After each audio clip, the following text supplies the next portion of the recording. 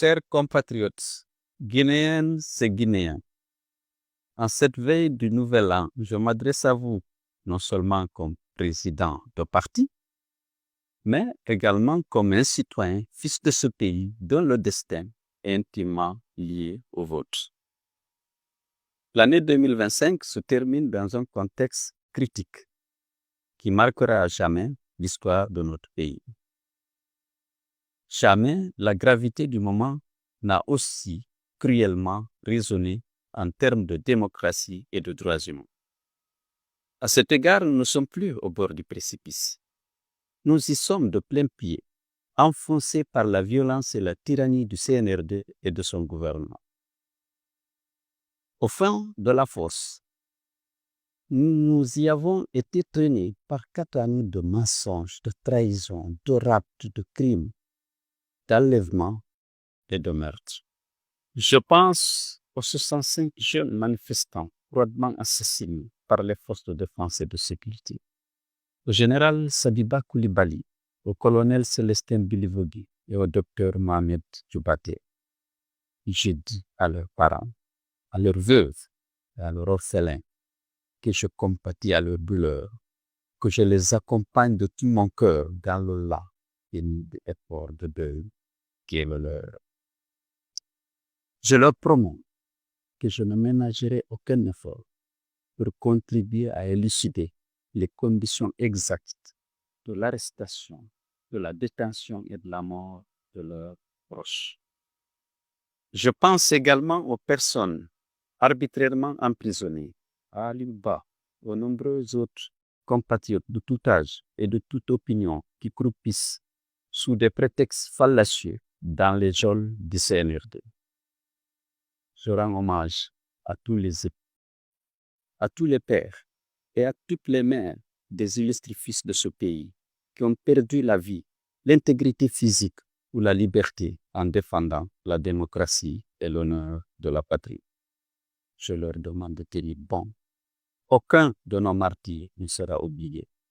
Le moment venu, la République saura les honorer tous à la dimension des immenses sacrifices qu'ils auront consentis. Le jour viendra en effet où nous écrirons une nouvelle page de notre histoire en convoquant la mémoire de toutes les victimes. Mes chers compatriotes, le moment est grave. Au regard de notre passé récent, 2026 n'annonce pas de nouveau, mais la terrible continuité du même. Le moment est grave parce qu'on nous annonce la fin d'une transition et le retour à l'ordre constitutionnel, alors qu'on a assisté à une prolongation du régime d'exception. Le moment est grave parce que l'annonce d'une nouvelle ère est en réalité une plongée dans les ténèbres, avec la fin du pluralisme politique et l'installation d'une tyrannie civilo-militaire. Mes chers compatriotes, le propre d'une tyrannie, c'est d'élever l'illusion au rang de foi. Nous avons été témoins d'une accélération des illusions cette année 2025. Le programme Simandouf est un miroir aux alouettes. Jusqu'à ce jour, les autorités refusent de publier les conventions avec nos partenaires dans le projet. Que nous cache-t-elle? La transparence et la loyauté envers le peuple commandent de rendre publiques toutes les conventions conformément au code minier et à nos engagements par rapport à l'ITE. Si l'on sait que notre participation dans le capital des sociétés impliquées dans l'exploitation de nos minerais est de 15%, et donc notre part de bénéfice aussi, l'on ignore tout du régime fiscal applicable à ces sociétés et les raisons pour lesquelles la construction d'un port à eau profonde à Moribaya a été abandonnée. Le peuple a le droit de savoir où vont ces ressources et comment l'argent public est utilisé. Si nous ne nous levons pas, bientôt toutes les richesses nationales seront bradés et hypothéqués à cause d'une gestion patrimoniale de l'État et de la course effrénée à l'enrichissement personnel des dirigeants. La crise que notre pays traverse n'est pas seulement politique ou économique, elle est aussi morale. Une crise où nos valeurs sont bafouées, nos symboles affaiblis et où la confiance entre les institutions et les citoyens est profondément brisée.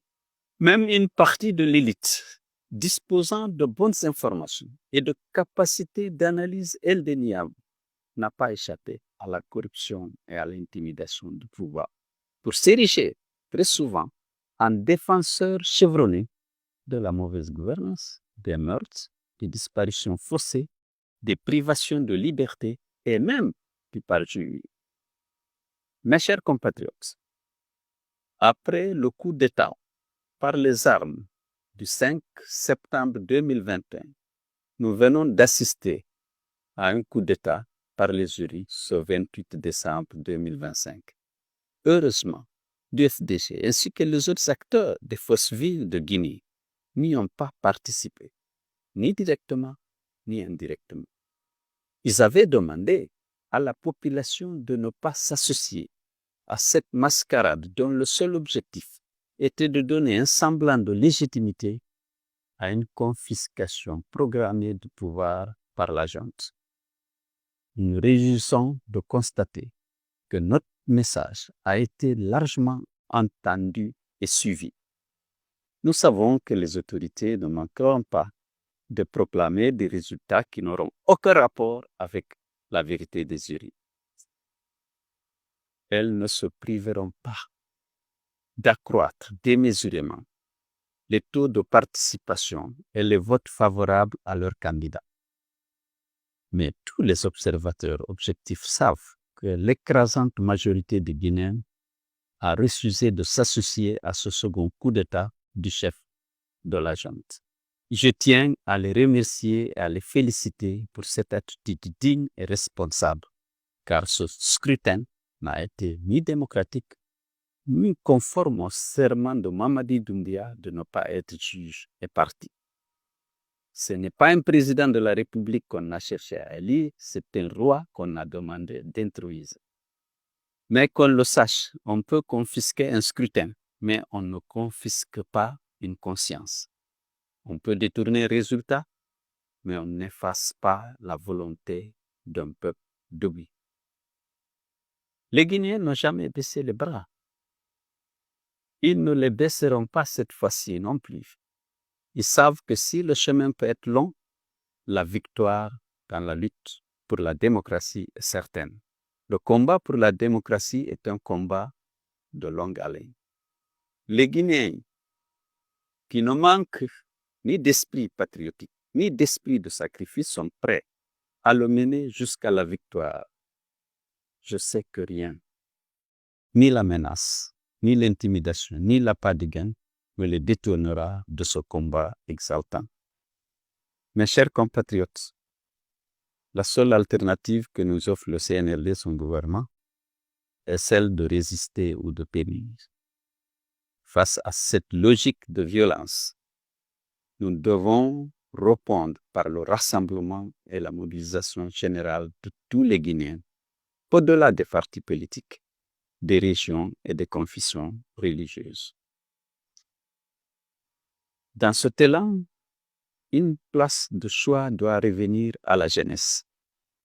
Jeunes de Guinée, ne vous laissez pas raconter l'histoire de votre pays. Faites-la. Vous débordez de patriotisme, vous bouillonnez d'énergie.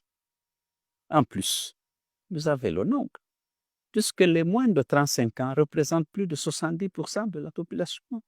Prenez conscience de votre force. Mobilisez-vous, organisez-vous. Occupez l'avant-scène du combat pour la démocratie et les libertés. Le pays a besoin de vous. Arrêtez de subir les arbitres du pouvoir que vous n'avez pas choisi. Mamadi Doumbia doit partir. Celui qui a violé la charte de la transition et sa parole d'officier ne respectera pas la Constitution et vos droits et libertés que celle-ci protège. Mes chers compatriotes, comme vous le savez, l'IFDG est suspendu injustement et sans aucune base légale, avec l'unique objectif de nous faire taire et de nous exclure. Ils se trompent, car on ne suspend pas une idée, on ne dissout pas un idéal.